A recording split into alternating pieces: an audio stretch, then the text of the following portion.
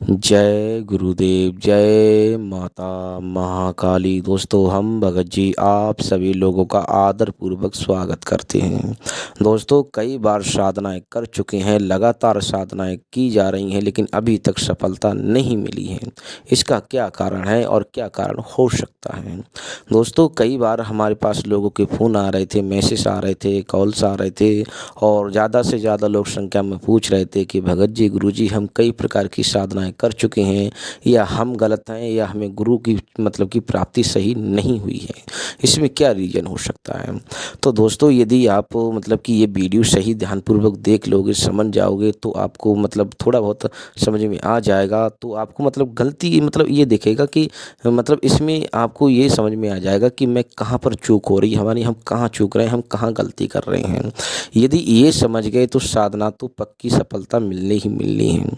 तो दोस्तों, यदि आप चैनल पे नए हैं तो हमें विश्वास है कि आपने चैनल को सब्सक्राइब कर लिया होगा और वीडियो को लाइक कर दिया होगा और अपने दोस्तों में ज़्यादा से ज़्यादा शेयर करें ताकि वो लोग भी इस तरह के ज्ञान से अवगत हो पाएँ। दोस्तों देखो, इसमें साधना के क्षेत्र में हम कई कारण मतलब हैं इसमें। सबसे मेन मुद्दा उठाना चाहेंगे हम कि आप तंत्र क्षेत्र में आप साधना के लिए मतलब इस आध्यात्मिक क्षेत्र में क्या कर रहे हैं, क्यों कर रहे हैं, किस लिए कर रहे हैं। दोस्तों, कई कई बार ऐसा होता है, हम देखो कुछ मतलब यूट्यूब सर्च की ही बात ले लेते हैं कि लोग यूट्यूब पर देखते हैं कि मैं भैरवी साधना कर लेता हूँ, मैं काल भैरव साधना कर लेता हूँ, मैं एकछड़ी साधना कर लेता हूँ, किसी ने बड़ा चढ़ाकर कह दिया तो मैं ये कर लेता हूँ। मतलब उन लोगों का एक जगह स्थायी नहीं रहता है कि मैं ये कर लूँ, मैं ये कर लूँ, मैं मतलब एक जगह पे कोई कहता है कि माता काली सर्वश्रेष्ठी है, शक्तिमान है तो माता काली करूँगा, कोई कहेगा कि हनुमान जी की कर लो तो हनुमान जी की करेंगे। मतलब इस तरह की शक्तियाँ, देखो शक्तियाँ एक नहीं, आप हज़ार शक्तियाँ सिद्ध कर सकते हो, लेकिन आपको उस शक्ति के लिए समर्पण होना चाहिए और जितना समर्पण उस शक्ति के लिए उससे दुगना अपने गुरु के लिए होना चाहिए। गुरु ने कई प्रकार ऐसा होता है कि कठोर शब्दों का आजकल गुरु प्रयोग कर देता है तो शिष्य जो होता है वो नाराज़ हो जाते हैं, क्योंकि आजकल के जो शिष्य हैं वो माता पिता की नहीं सुनते हैं तो गुरु की क्या सुनेंगे। मतलब जाहिर सी बात है, मतलब जो शिष्य अपने माता पिता की नहीं सुनता है, उसका कहना नहीं मानता है, उनकी आज्ञा का पालन नहीं करता है, तो भाई वो गुरु की आज्ञा का पालन क्या करेगा। समझ रहे हो ना। और गुरु कहता है कि 11 दिन का दिवस की साधना है और शिष्य कहता है मैं 4 ही दिन में शक्ति प्राप्त कर लूँगा। तो इसका मतलब ये थोड़ा ही हुआ कि वो उसका गुरु है कि वो उसका गुरु। इसमें कई कारण होते हैं और शक्तियों की तरफ आकृष्ट मतलब आस्था होना, मतलब शक्ति, जिस शक्ति की आप साधना कर रहे हैं उसके लिए आपकी आस्था होना ज़रूरी है दोस्तों। यदि मतलब कि समर्पण है, आस्था है और भक्ति भाव अवश्य होना चाहिए दोस्तों। एक बार के लिए ये होता है कि मान लीजिए कि शक्ति में मतलब शक्ति प्रत्यक्ष नहीं होती है, अर्थात कई बार ऐसा होता है कि शक्ति प्रत्यक्ष नहीं होती लेकिन तब भी साधक को शक्तियाँ प्राप्त हो जाती हैं। कई कई बार ऐसा होता है कि मतलब कि आधे आधे में ही साधना खंडित हो जाती। मतलब कई कारण होते हैं जैसे कि साधना छूट जाती है कई प्रकार से। आप समझ सकते हैं कि कई कारण ऐसे होते हैं जैसे गुरु के चलते साधना छूट जाती है, शिष्य को किसी तरह की कोई दुख परेशानी, किसी तरह की कोई बाधा आ जाती है बीच में तो भी साधना छूट जाती है। तो इसका मतलब ये नहीं है कि वो साधना दोबारा नहीं की जा सकती, दोबारा की जा सकती है। और कई साधना ऐसी होती हैं जो आपने थोड़ा बहुत भी जब कर लिया तब भी वो शक्ति आपका पीछे नहीं छोड़ेगी। मतलब कई ऐसी क्रियाएं होती हैं, लेकिन उसके लिए आपको क्या होना चाहिए, आपको मतलब उसके लिए तैयार होना चाहिए। किस प्रकार तैयार हो जाएगा, इस प्रकार तैयार मतलब हुआ जाएगा कि हम साधना में क्यों जाना चाहते हैं, साधना क्यों करना चाहते हैं। हम गरीब हैं, हम बिजनेसमैन हैं, हम तांत्रिक बनना चाहते हैं, भगत बनना चाहते हैं, औजा बनना चाहते हैं, लेकिन क्यों बनना चाहते हैं, किस लिए बनना चाहते हैं। मतलब इस बात को आप लोगों को ध्यानपूर्वक देखना पड़ेगा, बहुत मतलब गहराई से समझना पड़ेगा कि मैं तंत्र विद्या को सीखकर क्या करूँगा, क्या नहीं करूँगा। मैं अपनी परेशानी, कई लोग ऐसे होते हैं जो तंत्र विद्या जानबूझकर सीखना चाहते हैं, कुछ अनजाने में सीखते हैं और कुछ दूसरे को लिए सीखते हैं, कुछ अपने लिए सीखते हैं, कुछ जनहित के लिए सीखते हैं, मतलब कुछ दूसरों का बुराई करने के लिए सीखते हैं, कुछ किसी का बदला लेने के लिए, कुछ किसी का टोटका टंबर करने के लिए, कुछ किसी दिखावे के लिए और कुछ का ये मानना होता है कि मुझसे ज़्यादा शक्तिशाली कोई है ही नहीं। मतलब काफ़ी लोगों के मतलब देखो ये संसार है, सबसे मेन मुद्दा हमारा कहने का मतलब ये है कि साधक को मतलब साधना क्या है। वो लोग हमारे गुरु कहा करते थे कि साधना मतलब साधना कई कारणों में बटी हुई है। मतलब साधना को सर्वप्रथम साधक को अपने आप को तैयार करना पड़ता है। मतलब यदि आप सही हैं तो गुरु भी सही मिलेगा और शक्तियाँ भी सही मिलेगी। आप शक्ति एक नहीं, यदि एक साधना सफल नहीं हुई तो क्या हुआ, दूसरी होगी। मतलब होगी तो मतलब एक बार में, एक बार मतलब एक साधना को एक बार में, कई बार ऐसा होता है कि एक साधना एक बार में सफल नहीं होती तो दोबारा सफल की जा सकती वो। लेकिन साधक अपने आप को साध लेगा, सभी जितनी भी उसकी कामनाएं होती हैं, जैसे कि आप चाहते हो माता लक्ष्मी की साधना करना, तो माता लक्ष्मी की साधना का मतलब मतलब लोग ज़्यादा से ज़्यादा करते हैं, ज़्यादा से धन प्राप्ति के लिए। लेकिन उसके लिए आपको तैयार होना पड़ेगा। लक्ष्मी भगवान शिव क्या नहीं दे सकते, भगवान शिव दे सकते हैं, गणेश जी, काल भैरव क्या नहीं दे सकते हैं। तो लोगों को काल भैरव की कृपा तो प्राप्ति नहीं, लेकिन उनकी शक्ति पहले चाहिए। मतलब शक्ति पहले चाहिए। तो भाई देखो जाहिर सी बात है, आप कहने का मतलब आप किसी मतलब अपने माता पिता से कहोगे कि मैं मतलब कि मुझे भूख लग रही, मुझे खाना दे दो, तो बेटी मतलब जाहिर सी बात है बेटे को भूख लग रही, खाना दे देंगे वो।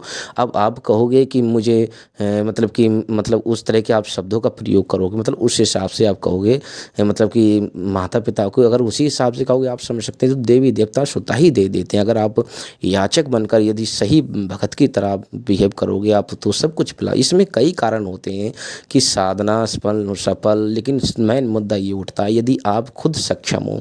पहले आपको पूर्ण तरह से तैयार होना होगा कि मैं साधना क्यों करना चाहता हूँ, क्यों नहीं करना चाहता हूँ। यदि इस पर आपने विचार कर लिया तो आपको गुरु भी सही मिल जाएगा, विधान भी सही मिल जाएगा, चौकी भी सही मिल जाएगी, मंत्र भी सही मिल जाएगा। दोस्तों कहने का तात्पर्य हमारा एक ही है दोस्तों कि साधक को सर्वप्रथम अपने आप को तैयार करना पड़ता है। देखो यदि गुरु की कसौटी पर उतरना है था, वो कहते हैं ना कि गुरु कभी तो ऐसे ज्ञान नहीं देता है कोई भी गुरु, उसकी कसौटी पर खरा उतरना पड़ता है तो कहीं जाकर वो ज्ञान देता है दोस्तों। और ज्ञान क्या है, किसी ने आजकल मतलब कि आजकल के शिष्य आपको पता है कि साधक जो होते हैं कि ज़्यादातर इसकी भावनाएं होती हैं, जिसमें कई अपनी इंद्रियों को वश में रखना, ये सब कुछ की कोई साधना के चलते हैं अपनी इंद्रियों को वश में रखना, लालच वगैरह, मतलब कि मतलब एक दूसरे के समर्पण होना, ये सब कुछ साधना में कामयाबी के लिए होते हैं दोस्तों। हमारा बस एक ही कहना है आप लोगों से, यदि आप तंत्र विद्या में, तंत्र क्षेत्र में, आध्यात्मिक क्षेत्र में हासिलता प्राप्त करना चाहते हैं, सही गुरु का चयन करना चाहते हैं, तो सब प्रथम आपको सही बनना पड़ेगा। यदि आप सही हैं तो सब सही है, आप गलत हो तो कोई गलत नहीं है। तो दोस्तों कहने का एक ही है कि आप अपने आप को साधो, अपने आप को सिद्ध करो और अपने आप को अपने उच्च लेवल तक लेकर जाओ, ताकि मतलब कि शक्तियाँ जो हैं स्वतः ही आपको प्राप्त हो जाएंगी। क्योंकि वो कहते हैं ना कि कर्म ही पूजा है। यदि आप सही कर्म करोगे तो अपने आप को सही तरह सही उस आईने मतलब उस आकार में ढालने की कोशिश करो, उस खांचे में ढालने की कोशिश करो, उस आध्यात्मिक ढालने की कोशिश करो, ताकि आपको स्वतः ही ज्ञान हो जाए कि मुझे क्या करना चाहिए। यदि आप अपनी समस्या को देखकर साधना करना चाहते हैं, तो यदि मैं गरीब हूँ तो मुझे किस चीज़ की आवश्यकता है, मतलब मुझे माता लक्ष्मी की आवश्यकता था। मैं गरीब हूँ तो मुझे माता लक्ष्मी की आवश्यकता है। अब मैं कहूँगा कि माता लक्ष्मी मुझे ऐसे ही प्राप्त हो जाए तो कैसे होंगी, उसके लिए मुझे तैयार होना पड़ेगा ना। मतलब कि उसके लिए मुझे कुछ ना कुछ तो मुझे ही तो करना पड़ेगा ना। तो दोस्तों कहने का तात्पर्य यह है कि आप काल भैरव की साधना करना चाहते हो तो काल भैरव की साधना से पहले सर्वप्रथम आपको तैयार होना पड़ेगा। यदि आप सही हो तो काल भैरव स्वतः ही आपको प्राप्त हो जाएंगे, क्योंकि भगवान हमेशा, देवी देवता हमेशा साधक के साथ ही रहते हैं, वो कभी अलग नहीं रहते हैं। भगवान हनुमान जी किसके साथ नहीं रहते, हमेशा साधक के साथ रहते हैं, हमेशा हर भक्त के साथ रहते हैं। जो राम राम जप रहा है उसके भी साथ हैं, जो राम राम नहीं कह रहा है उसके भी साथ हैं। तो कहने का तात्पर्य है कि जो राम राम नहीं जप रहा है तो क्या उसके साथ नहीं, हर किसी के साथ है हनुमान जी। लेकिन ये है कि यदि सही ढंग से पहचान करो कि चलोगे आप, तो बस वो कहते हैं सोना मिट्टी में पड़ा हुआ है तो मिट्टी लोग पैर धर के निकल जाते हैं। मतलब कि कहने का मतलब ये, अब जिसको उसकी मतलब चमक के बारे में पता चल जाएगा, लेकिन काफ़ी इसके कारण होते हैं। मतलब कहने का मतलब कोई गरीब है, उसके सामने एक मतलब कि गठरी रख दी जाए पैसे की, तो वो क्या हो, ये कहेगा कि मुझे ये नसीब से मिल गई। हो सकता है वो नहीं उठाए क्योंकि उसके भाग्य में नहीं, उसके मतलब काफ़ी इसके मतलब कहने का तात्पर्य हमारा एक ही है दोस्तों। इसे समझाने को तो बहुत बहुत कुछ होता है कि समझाने को तो दोस्तों देखो गुरु ज्ञान है ये तो, मतलब वो कहते हैं गुरु ज्ञान मतलब कि खाई से गहरा क्या, मतलब ज्ञान बहुत इसकी कोई गहराई, इसकी कोई था नहीं है। तो दोस्तों मतलब कि इस बात का आप ध्यान रखते देखिए, ब्रह्मा जी का स्वयं जो देव ऋषि नारद भी कहते हैं कि मुझे संपूर्ण ज्ञान प्राप्त नहीं है। तो मतलब भगवान कृष्ण जी ने गीता में कहा है, भगवान कृष्ण जी ने गीता में कहा है कि नारदों में, देव ऋषियों में मैं ऋषि नारद हूँ। मतलब देव ऋषियों में अर्थात देव जो जितने देव हैं उनके देवों में से ऋषि होते हैं, उन ऋषियों में से मैं देव ऋषि नारद हूँ। तो नारद ने मतलब कि कब कह दिया है कि मैं संपूर्ण ज्ञान प्राप्त हूँ। मतलब आप समझ रहे हैं ना, संपूर्ण ज्ञान प्राप्त करना कोई छोटी मोटी बात नहीं। यदि आप अपने आप को प्राप्त कर लिया, अपने आप को ढाल लिया उसी आकार में, तो बस अब जैसे कि कोई मतलब जिस आकार में आप ढालना चाहोगे अपने आप को उसी आकार में ढाल लोगे तो आपके बारीक न्यारे हो जाएंगे। तो हमारा कहने का तात्पर्य आप लोग समझ गए होंगे। बस एक ही है कि यदि आप सही तरीके से साधना करना चाहते हो तो अपने आप को तैयार करना पड़ेगा। यदि अपने आप को तैयार करोगे तो गुरु की प्राप्ति हो जाएगी। और अपने आप को देखो, हमने सब कुछ मतलब बता दिया है, बताने को तो बहुत कुछ है दोस्तों।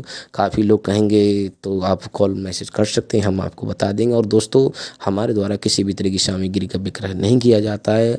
तो दोस्तों हम आप लोगों से आगे चाहते हैं, वीडियो काफ़ी बड़ी हो जाएगी, समय आने पर आप लोगों को सभी तरह की जानकारी हमारी द्वारा दी जाएगी। और अगली वीडियो में फिर मिलेंगे हम, तब तक के लिए धन्यवाद। जय गुरुदेव।